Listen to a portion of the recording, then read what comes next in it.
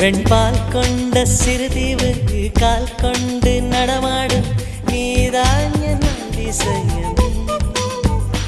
உலகில் ஏழல்ல அதிசயங்கள் வாய் பேசும் பூவே நீ எட்டாவது அதிசயமே. வான் மிதக்கும் உன் கண்கள், தேன் தெறிக்கும் கண்ணங்கள், பால் குடிக்கும் மதரங்கள் அதிசயமே.